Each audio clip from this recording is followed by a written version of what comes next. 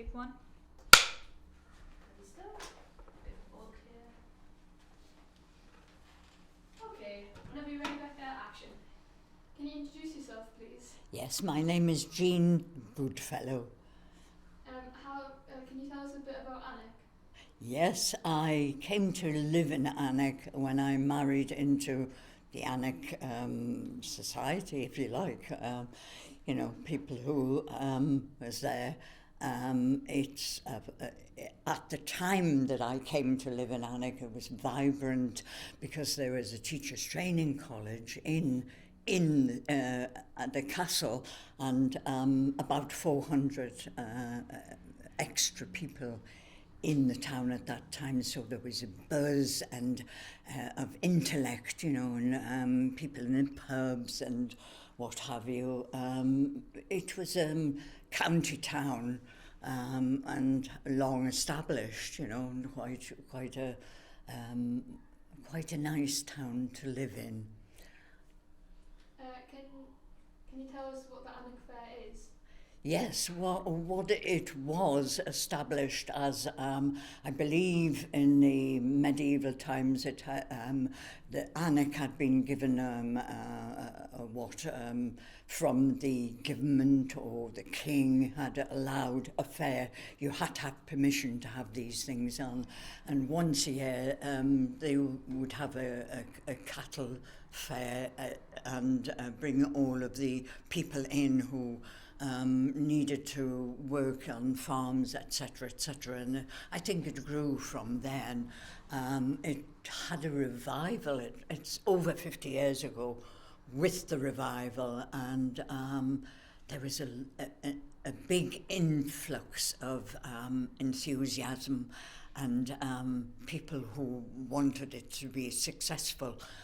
So the fair was opened by a procession on Sunday, and the Duke's piper rode in, first, and then everybody came behind, and minions like, ground people like me were dressed as peasants, and we walked along behind, and it was a big procession. There was a Bryn band. They were from Norway, and they came every year. It seemed to grow. The first year I was involved, we were trying to raise money for a swimming pool, not the one that is now, because that's a leisure centre. This was a swimming pool, and my friend and I made 200 lavender bags, and made ourselves costumes, peasant costumes, and went round the fair with a basket, and every day people from Shilbottle and outlying communities, that had children at school, they made their own clothes and dressed in peasant stuff, and the churches were involved. They had stalls in the market square.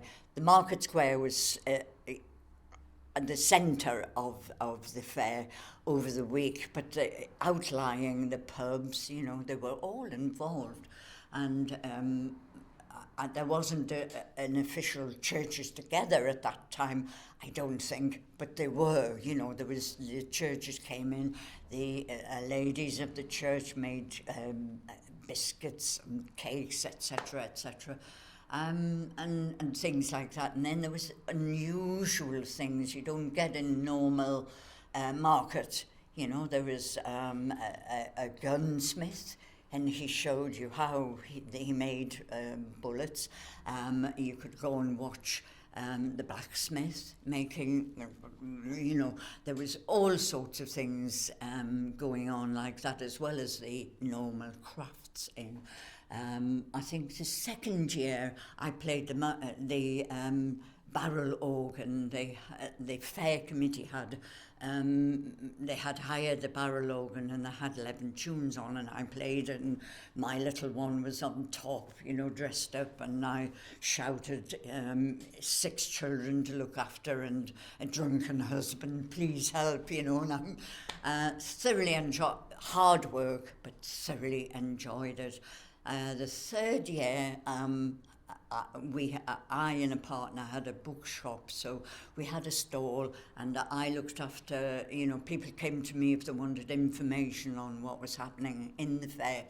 At that time, I felt very proud, because at the end of that week, I had sold 20 pounds were a lot of money in those days, 240 pence in a pound, and I had sold £20 worth of penny newspapers. So for the Gazette, they were, people like that were all involved. The pubs were involved at night time. It was just, and people, they had the opportunity at ground level of doing street theatre. And it just gripped me, because I was a member of the Alnwick Theatre Club, and from that, in the 80s, Northumberland Arts Council was awash with money. Well, the whole whole country was. They were giving money away, and they did project in Alnwick. And from that, I established a group. We called it the Little Sisters of the Poor, Little Sister Street Theatre. And Ian, who was head of the project, he cobbled together a couple of, from outlying areas, mummers, the traditional mummers plays, and they couldn't get the men to do it, and so we formed a woman. As far as I know, we've been the only women's group in the country of mummers, lady mummers. And we did that, and we went round the pubs, and the money and the men would be sitting there, because it was a different world. 50 years ago, women didn't go into the pub, you didn't stride in, you had to be taken in with your husband or your boyfriend or whatever, and in we would barge, and the men would be sitting there, and we would do the play, and they would be doing, and then we would go around and collect the money. That money went towards the children's dressing up party at the end of the week, and we had it in the Freemans, and we had enough funding to give them a plate of food and entertainment, etc. We always had a musician and a magician person there, doing that sort of stuff. So from that, I think I got a bug for street theatre, etc., and did a lot of, like with WEA and people like that, workers' education, got grants from them, did miming course, etc. And I had a puppet theatre with the group that we had, the Little Sisters, and we did Punch and Judy, and then afterwards came out, and I had a big cloth with black cloth with stars on, and the children did. It was always a pantomime, fairy story, old curtains hung on, and the princesses and everything, and you got the children's interest, but also the interest of their parents. People would come around. So we would do that, and then after that we sat down and we did finger puppets.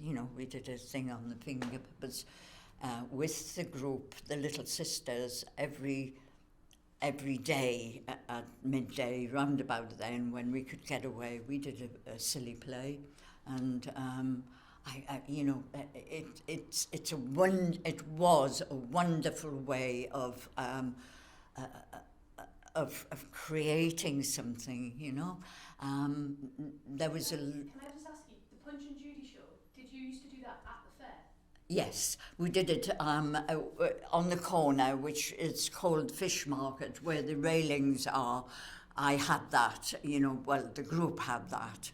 And we had the, I've still got the puppet theatre, and I've still got Punch, Mr. Punch and Mrs. Judy. And we didn't do the official, you know, we did our own version of Which is Naughty, you know, because I couldn't wear a swizzle. And but we had Mr. Punch coming out of the Tanners, you know, up the hill, and drunk as a lord, and Mrs. Judy coming out and, you know, going after him, you know, this sort of interest. And lots of little things going on. There was Norman Luke dressed as a doctor, you know, with a hat on, and he went round selling this liquid, you know, that would cure everything. Just people, they had a wonderful time. It was hard work. It was very hard work. But gosh, it was really good. The Bryn Band was wonderful because they played, you know, and from that there was the music festival later on. You know, I think that all of these things generated from the fair, you know, but wonderful. And then they had the militia. They were chained together, and they went round the pubs to see everybody did everything right. And on a Tuesday evening, they had the Dwyle flunking in the evening every night, but on a Tuesday the ladies played the gentlemen, and we got dressed up, and in each year we dressed differently. One year we did dress in long dresses, and at the interval one of the husbands came with the tiny little sandwiches with the crusts off, and a bottle of pretend champagne, you know. It was just a wonderful time to give. Sure. One second. Just pan that to the left, guys. We'll cut her shoulder off. No way. Is that any... There are more questions. Yes, all right. Okay, sound happy? Yeah. Lovely stuff. Board, can you jump in for us? Jane, interview take 2. I'm over for the board to settle, thank you. Okay, action. What positives did it bring to Alnwick? Positives did it bring to Alnwick?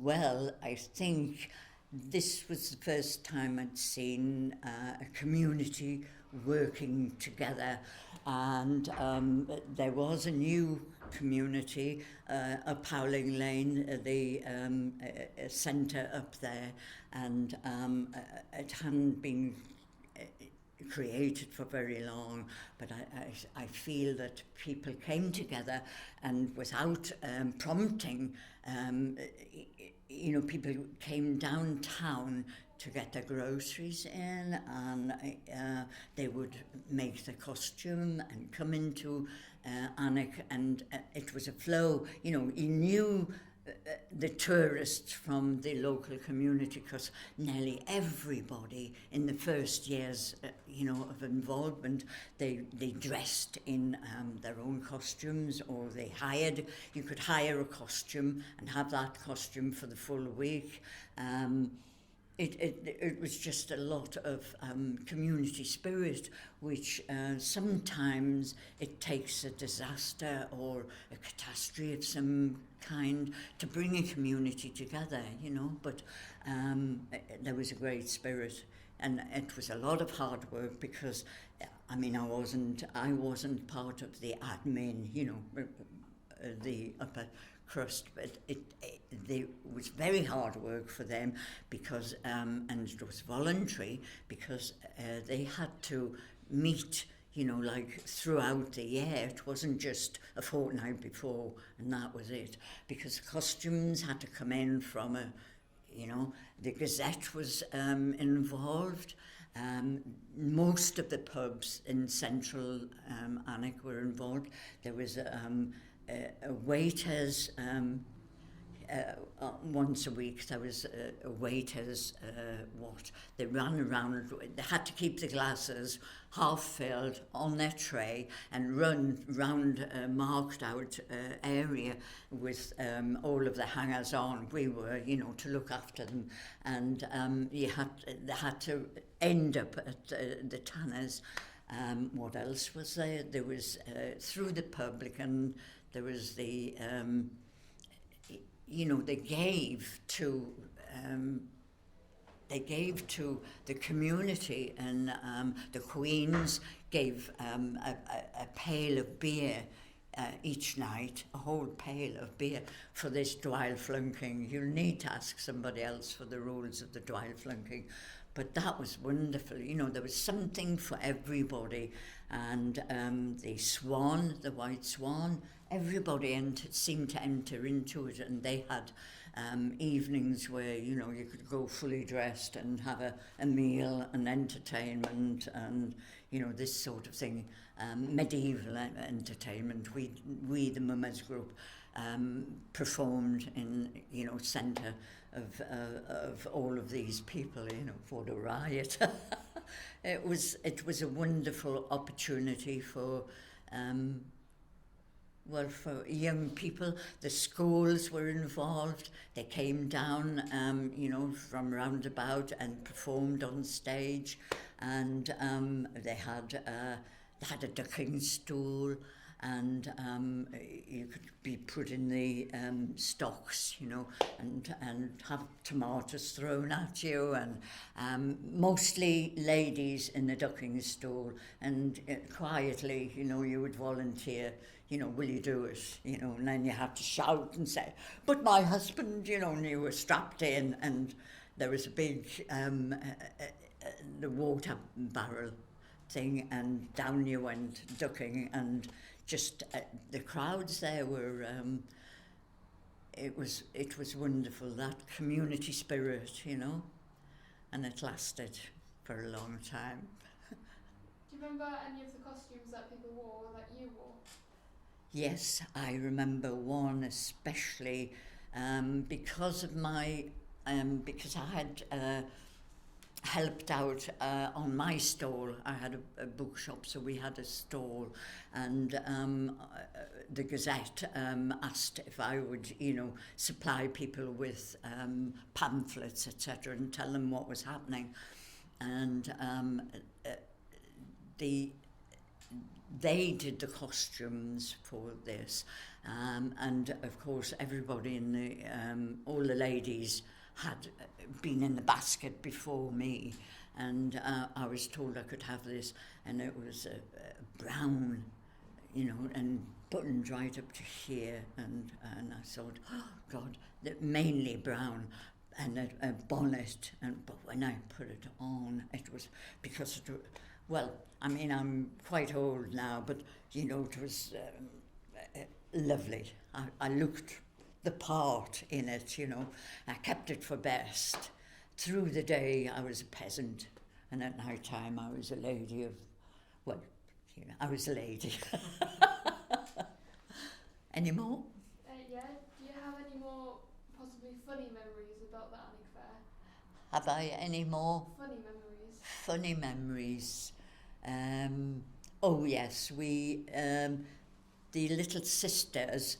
One year it was raining a little bit, you know, and we had decided we were going. We'd done a long Mumma's a course in mime at the dance city, you know, once a week, and there were 3 of us, so we decided we would be silent. We were dressed and had done a Punch and Judy, left that off, and we all had tickling sticks, you know, dusters, you know, and we went round and didn't speak to anybody but made signs, etc., and tickled them. And one of our number, not me, had a camera. You know, I'd been to the magic shop and I'd got lots of things, you know, silly little things. Like I entertained, or we all did, with in a pool of water, just dropped this in and it turned into a little worm, you know, and children know it's not real and yet it's magic, you know, it's sort of this.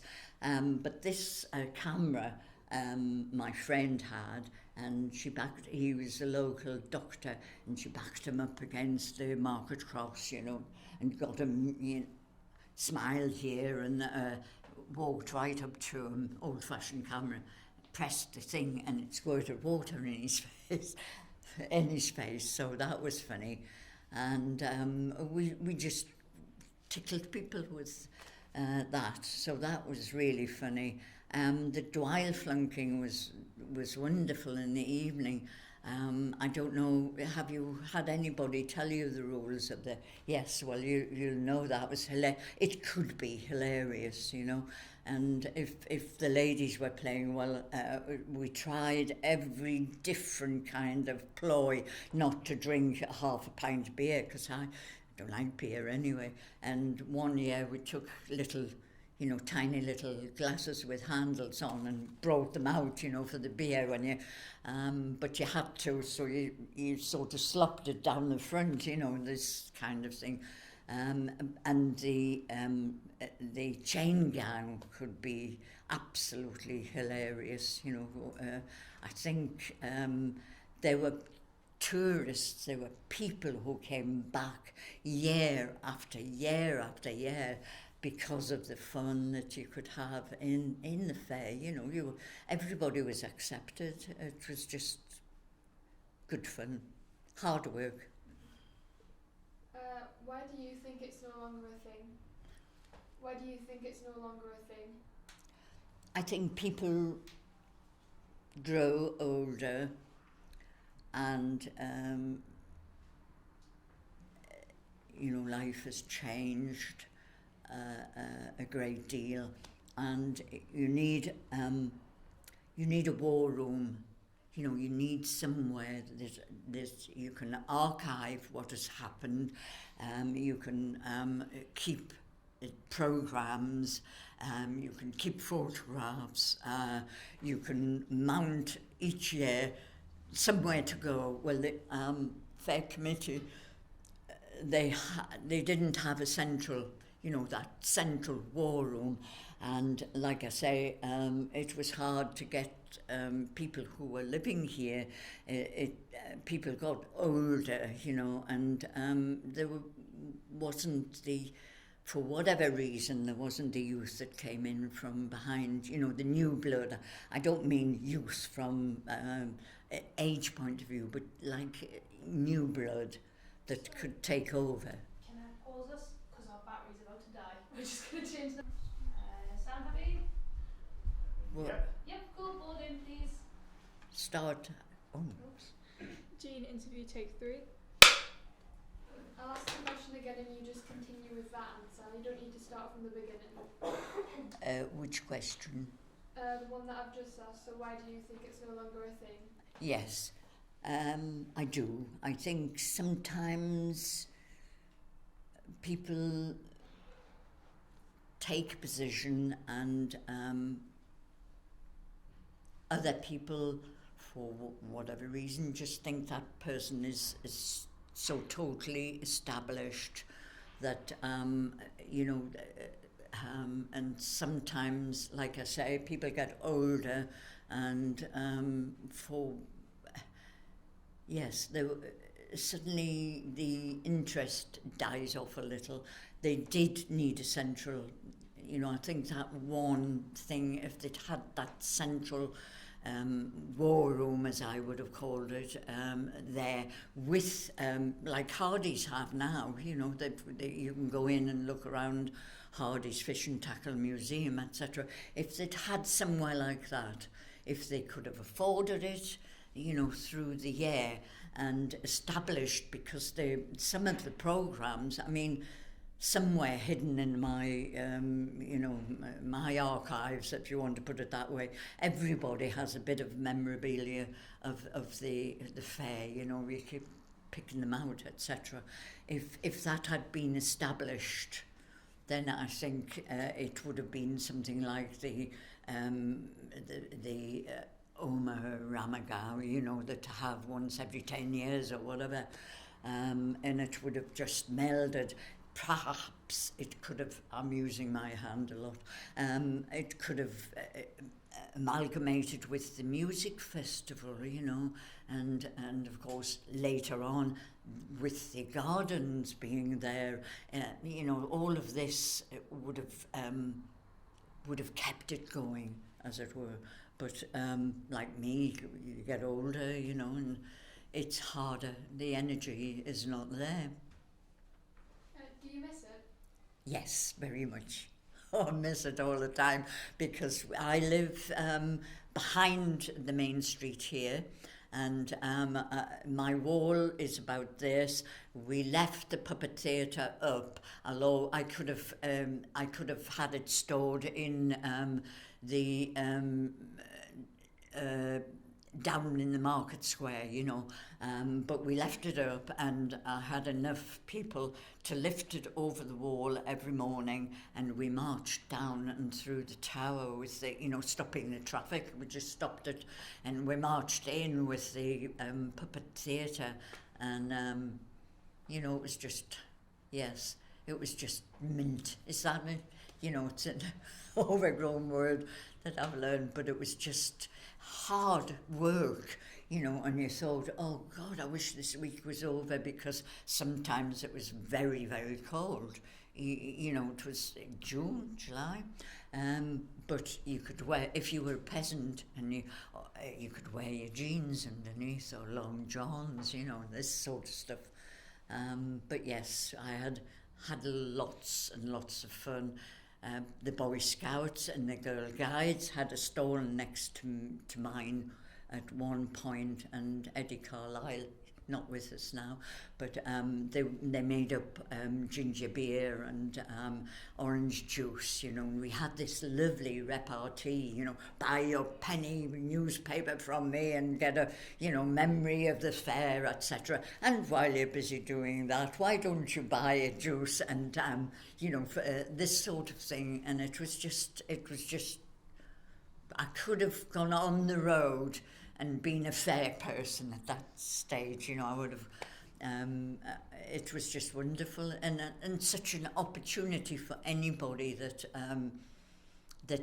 wanted to be creative, you know, and like you do have now, and there are outlets out there if you have that feeling and you want to, that you can get grants from, etc. So, you know, that was a wonderful opportunity. That was where my opportunity came from, because I ended up at the Central School for Speech and Drama, you know, and it was, you know, I would never have had the dared to ask for an interview for such a prestigious place as that. If I hadn't had the fair, if I hadn't had the, that was just wonderful. Since COVID, when we weren't allowed to be together, why are community gatherings so important? Why is community is very important, and COVID did destroy a lot of that. But you do hear of, you know, when this weather and people going forward to help each other, it's just, it's still there, the community spirit, but it needs officially, you know, the County Council, which are trying to mount this kind of thing.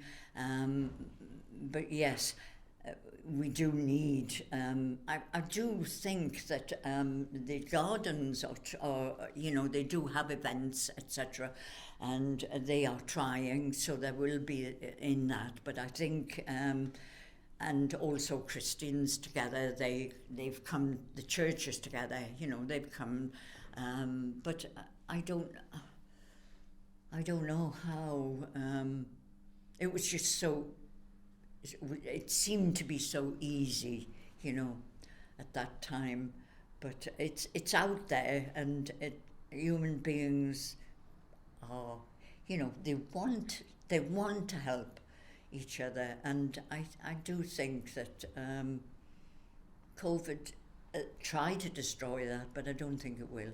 I think we'll build it back up again. What other community gatherings are there or were there in Alnwick? Well, there are, as I say, the churches come together, the schools have their meeting in the playhouse. The playhouse is a really very good venue for a lot of people my age come around to watch professional, but they also come in their hundreds to see young people, you know, that come from the Duchess School. They each, I think, half year, they come down and they do a play or they do a musical, and that is, and in here they do Saturday, you know, and you can, if you're a little tot, you can go dancing. You know, so there's all of that kind of thing. The North Community Centre up Howling Lane, they do different, you know, they have for children come together, etc. At the moment, I'm not involved very much with anything, but yes, so we're still together.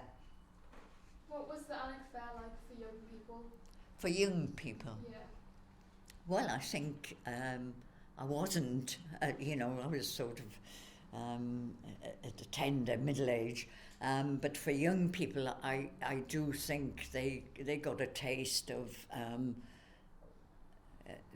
because they came down from school and they saw what was happening, and like I say, the blacksmith was, you know, wonderful to watch. You don't get that kind of thing, making bullets for guns. You know, they had a license for things like that, and I just think jaw dropping.